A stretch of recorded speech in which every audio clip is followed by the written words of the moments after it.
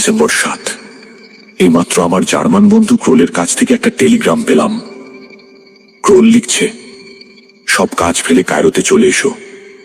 তুতানখামেনের সমাধির মতো আরেকটি সমাধি আবিষ্কৃত হতে চলেছে। সাকারার 2 মাইল দক্ষিণে সমাধির অবস্থান। কায়রোতে কানার হোটেলে তোমার জন্য ঘরের ব্যবস্থা করে রাখছি। প্রাচীন মিশরের কোনো রাজা বা উচ্চপদস্থ কর্মচারী মারা গেলে মাটির নিচে ঘর তৈরি করে কফিনে তাদের মমি রেখে তার সঙ্গে আরো বেশ কিছু জিনিসপত্র পুড়ে দেওয়া হতো, এটা সকলেই জানে। মিস্ত্রিরা বিশ্বাস করত মৃত্যুতেও মানুষের জীবন শেষ হয় না, কাজেই দৈনন্দিন ব্যবহারের জিনিসের প্রয়োজনও ফুরায় না। তাই খাবার জিনিস, খেলার জিনিস, প্রসাধনের জিনিস, গয়নাগাটি, আসবাবপত্র, জামাকাপড় সবই সমাধিতে স্থান পেত। এর মধ্যে অনেক জিনিসই থাকতো যা অত্যন্ত মূল্যবান, যেমন সোনার উপর পাথর বসানো অলংকার। সোনার তৈরি সিংহাসন পর্যন্ত মিশরের সমাধিতে পাওয়া গেছে।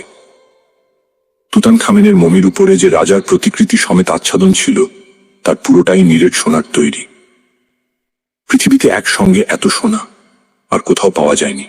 এই সব মূল্যবান জিনিস থাকার দরুন সেই প্রাচীনকাল থেকেই ডাকাতরা সমাধি লুণ্ঠনের কাজ শুরু করে দিয়েছে। বর্তমানকালে খুব কম সমাধিতেই মূল্যবান কিছু পাওয়া গেছে। এর ব্যতিক্রম হল তুতানখামেনের সমাধি। আশ্চর্যভাবে এই তরুণ সম্রাটের সমাধির উপর ডাকাতের হাত পড়েনি। 1 নয় 2 খ্রিস্টাব্দে হাওয়ার্ড কার্টার যখন এই সমাধি আবিষ্কার করেন, তখন সারা বিশ্বে সাড়া পড়ে গিয়েছিল।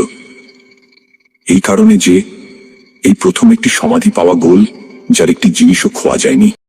ক্রোল যে সমাধিটার কথা লিখেছে সেটা সম্বন্ধে ইতিমধ্যে কাগজে পড়েছি।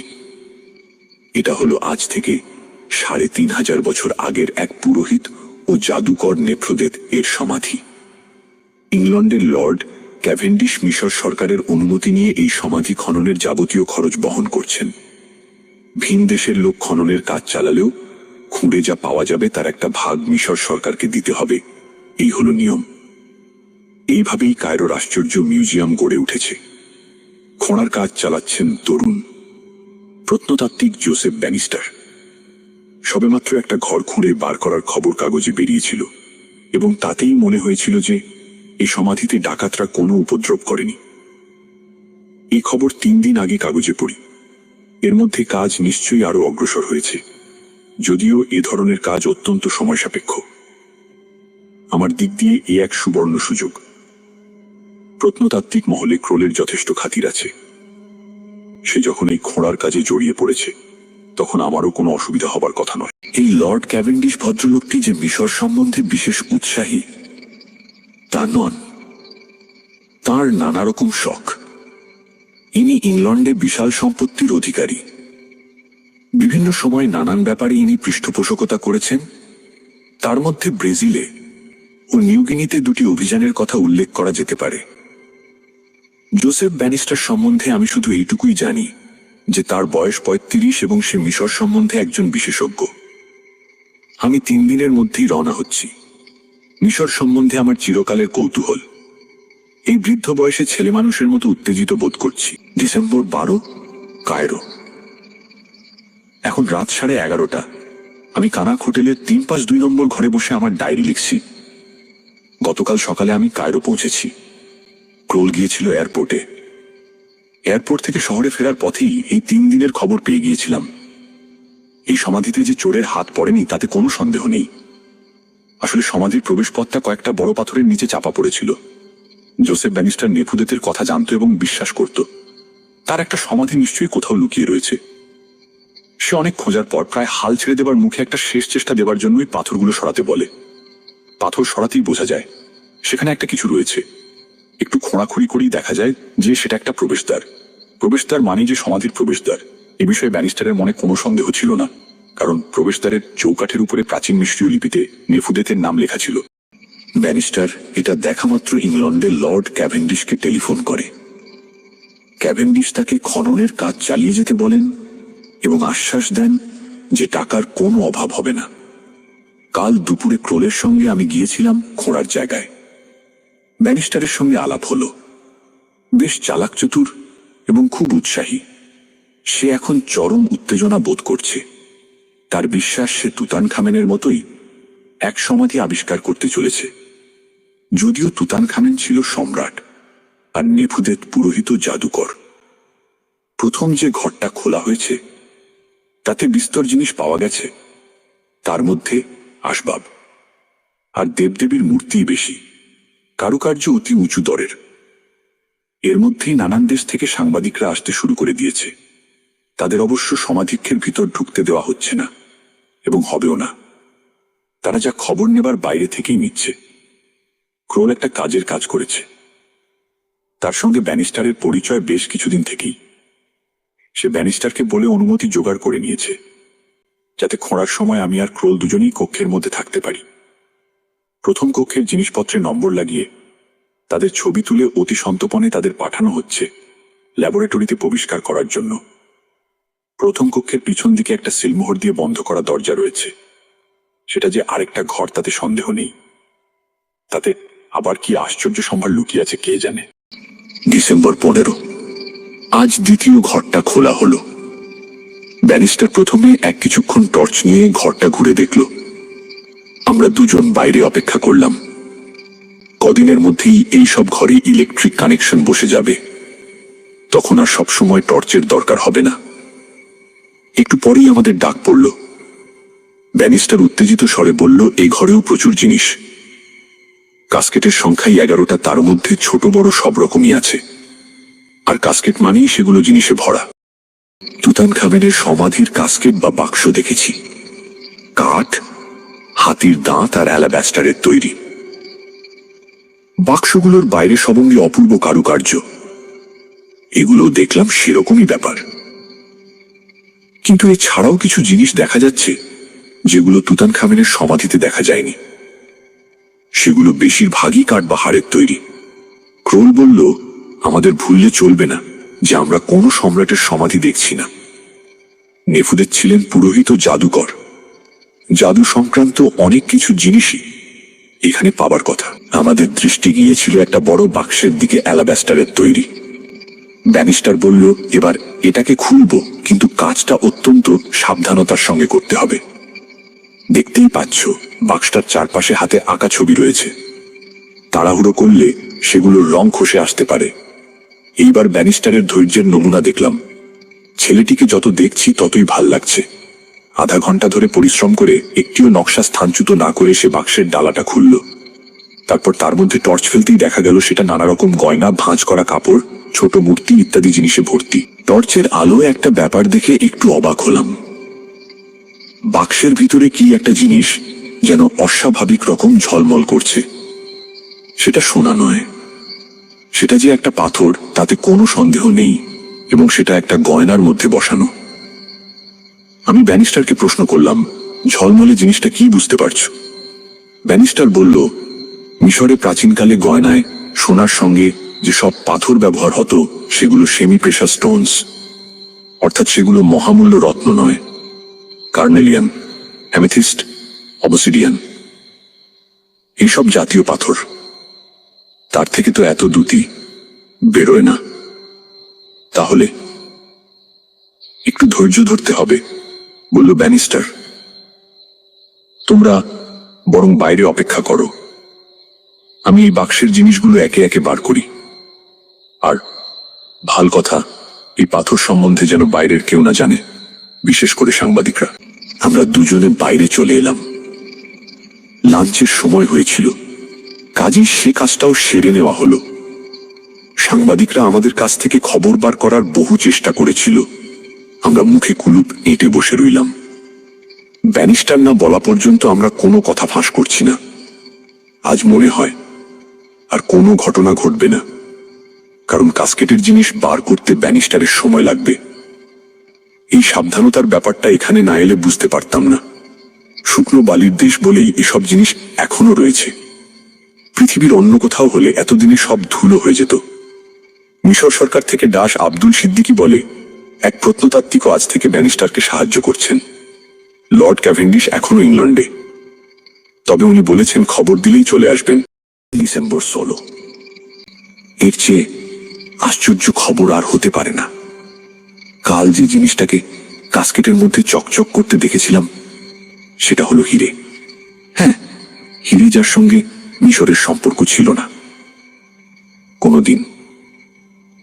ইজিপ্টে হিরে পাওয়া আর আফ্রিকার জঙ্গলে রয়্যাল বেঙ্গল টাইগার পাওয়া একই জিনিস।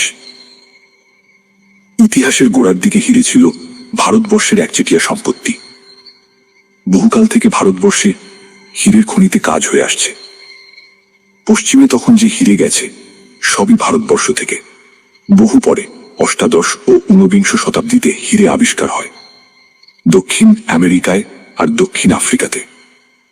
আজকাল ভারতবর্ষে হীরের উৎপাদন কমে গেলেও কোহিনূর থেকে আরম্ভ করে যে সব বিখ্যাত হীরের নাম ইতিহাসে পাওয়া যায় তার অধিকাংশেরই উৎপত্তি স্থান ভারতবর্ষ। কিন্তু ইজিপ্টে হিরে, এই যে তাক লাগানো ব্যাপার, কাস্কেটের গয়নার মধ্যে যে হিরে পাওয়া গেছে তার অধিকাংশই মটরদানার সাইজের, দু একটা একটু বড়। সেগুলো সবই প্রায় সোনার মধ্যে বসানো। ল্যাবরেটরিতে এই হিরে পরীক্ষা করে দেখা গেছে এতে কোনো খুঁত নেই। পৃথিবীর শ্রেষ্ঠ হীরের সঙ্গে এর তুলনা চলে। কঠিন্যে আর ঔজ্জ্বল্যে হিরে প্রথম শ্রেণীতে পড়ে। বলা বাহুল্য খবরটা দাবানলের মতো চতুর্দিকে ছড়িয়ে পড়েছে। মিশরে প্রত্নতাত্ত্বিক খনন কার্যে এমন তাজব ঘটনা আর কখনো ঘটেনি। কোথেকে এ হিরে এল, কি করে এল, সেটা কেউই অনুমান করতে পারছে না। ভারতবর্ষের সঙ্গে বাণিজ্যিক সম্পর্কের কথা উঠেছে, কিন্তু ৩৫০০ বছর আগে ভারতবর্ষে সোনা ছিল এমন কোনো নজির ইতিহাসে নেই। লর্ড ক্যাভেন্ডিশ খবর পাওয়া মাত্র কায়রোতে চলে এসেছেন। আজ আমাদের সঙ্গে আলাপ হলো। বছর ৫০ বয়সের সুপুরুষ ভদ্রলোক এখন মহাফূর্তিতে আছেন। এসে আজ রাত্রেই একটা বড় পার্টি দিলেন কানাক হোটেলে এই যুগান্তকারী ঘটনা সেলিব্রেট করার জন্য। মিশরে এখন টুরিস্ট সিজন, তাই লোক হয়েছিল অনেক। ডিসেম্বর ১৭, আজ সকালে একটা ঘটনার কথা শুনলাম যার সঙ্গে এই প্রত্নতাত্ত্বিক খননের কোনো সম্পর্ক না থাকলেও এটাও হিরে সংক্রান্ত।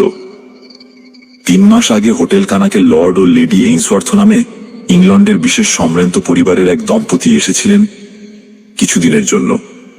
লেডি এইন্সওয়ার্থের একটি বহুমূল্য হীরের হার ছিল, যার প্রধান হিরোটি একটি আঙুরের মতো বড়।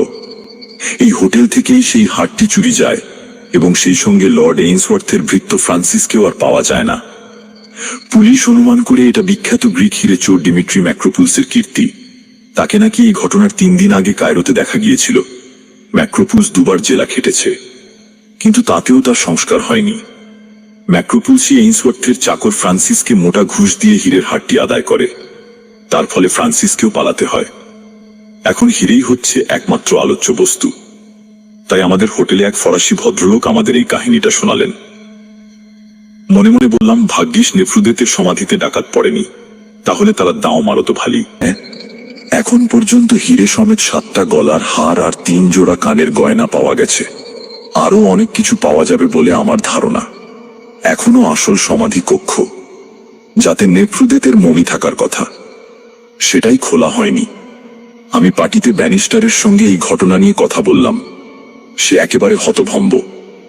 এই হিরে আবিষ্কারের ফলে মিশর সম্পর্কে এমন একটা নতুন দিক খুলে গেছে যেটা সম্পর্কে আগে কেউ ভাবতেও পারেনি, অথচ ব্যাপারটা রহস্যময়।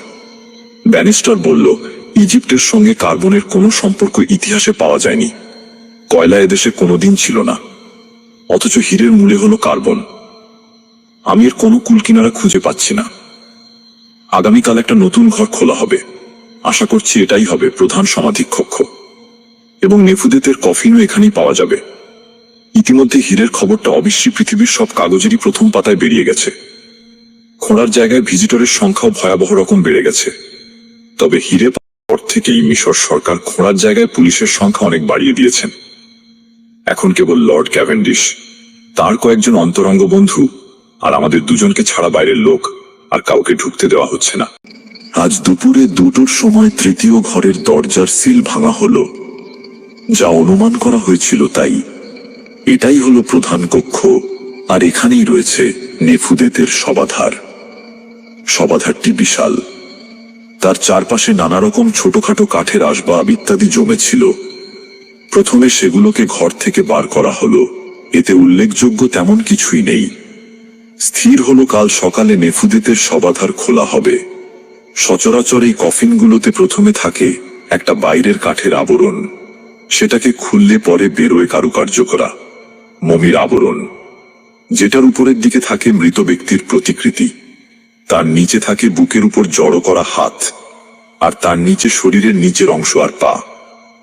এই মূর্তির সবঙ্গে থাকে কারুকার্য এবং এতে সোনার অংশ থাকার সম্ভাবনাও বেশি। কাল দুপুরের মধ্যে নেফুদেতের কফিন খোলা হয়ে যাবে বলে আমার ধারণা। ডিসেম্বর 18। আজ আরেক চমক। নেফ্রুদেতের মামির আবরণে তার প্রতিকৃতির গলায় একটি হার পাওয়া গেছে, যাতে একটি অসামান্য দ্যুতিসম্পন্ন হিরে রয়েছে। ব্যানিস্টার আমাদের প্রায় ঘণ্টাখানেক আগেই ঢুকেছিল এই কক্ষে। তারপর সে ডাকায় প্রথম গেলেন লর্ড ক্যাভেন্ডিশ ও তাঁর দুই বন্ধু, তারপর আমরা দুজন। ক্যাভেন্ডিশ একটি মন্তব্য করলেন যেটা আমার মোটেই ভাল লাগলো না। তিনি কিছুক্ষণ কফিনের গলার হিরেটার দিকে চেয়ে বললেন, I must say it looks exactly like Lady Ainsworth's diamond. এটা বলার অবশ্যই একটা কারণ আছে।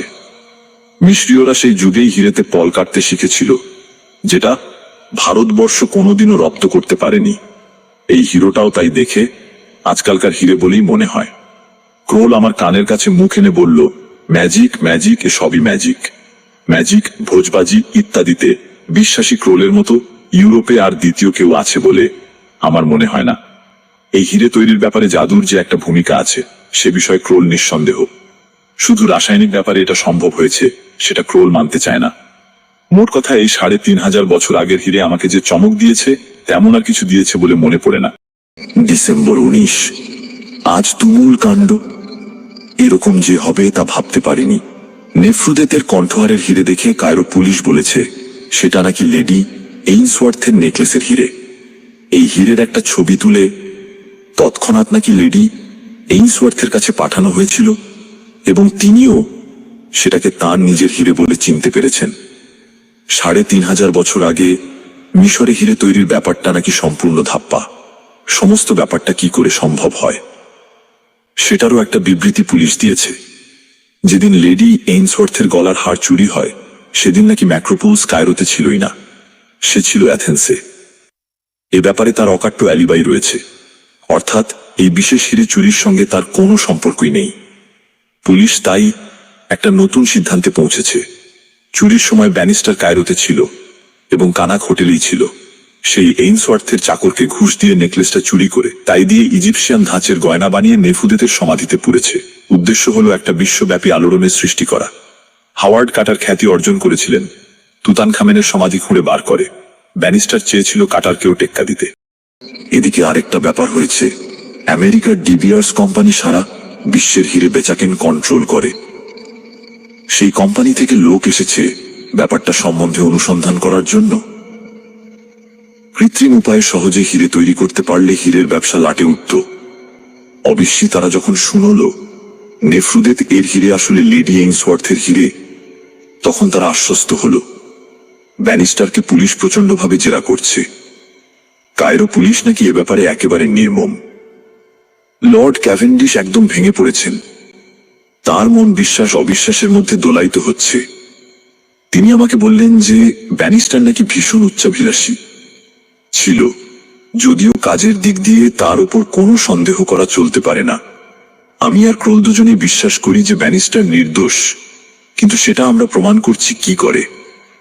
সে যদি সত্যিই লেডি এইনসওয়ার্থের হিরে চুরি করে থাকে এবং তাই দিয়ে ইজিপশিয়ান ধাঁচের গয়না তৈরি করে থাকে, তাহলে সেগুলো কাস্কেট ইত্যাদির মধ্যে রাখবার সুযোগ তার ছিল, কারণ রোজই সে প্রথমে একই সমাধি কক্ষে প্রবেশ করেছে। তারপর আমরা দুজন গেছি। পরিস্থিতি খুব অস্বস্তিকর। এই অবস্থায় কি করা উচিত তা ভেবে স্থির করা খুব মুশকিল। এদিক খোঁড়ার কাজ তো বন্ধ রাখা যায় না, তাই সে কাজটা এখন চলছে ডাস সিদ্দিকীর তত্ত্বাবধানে। লর্ড ক্যাভেন্ডিশও এ ব্যাপারে রাজি হয়ে গেছেন। সিদ্দিকীর সঙ্গে আমাদের যথেষ্ট পরিচয় হয়ে গিয়েছিল, কাজেই আমাদের পথ খোলাই আছে।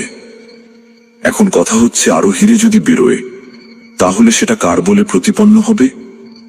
তখন কি ব্যানিস্টারকে একটি পাকা হিরে চোর হিসেবে দাঁড় করানো হবে? কিন্তু আমার মন বলছে আর হিরে বেরোবে না। সেখানেই মুশকিল। এই কদিনে গয়না যা বেরিয়েছে তার পরিমাণ কিছু কম নয়। এদিকে আর হিরে না, বেরোলে ব্যানিস্টারকে বাঁচানো আমাদের পক্ষে সত্যিই মুশকিল হবে। ডিসেম্বর 20।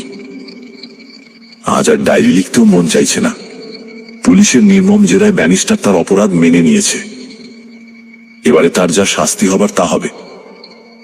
আমার আর এখানে একদিনও থাকতে ইচ্ছে করছে না। ক্রোলেরও প্রায় একই অবস্থা, তবে আজ একটা চতুর্থ ঘর। এটা ছোট, খোলা হয়েছে, তাতে ম্যাজিক সংক্রান্ত অনেক রকম জিনিস রয়েছে। ক্রোল বলছে সে ঘরটা একবার দেখেই চলে যাবে। আমিও তার প্রস্তাবে রাজি হয়েছি। ডিসেম্বর 22।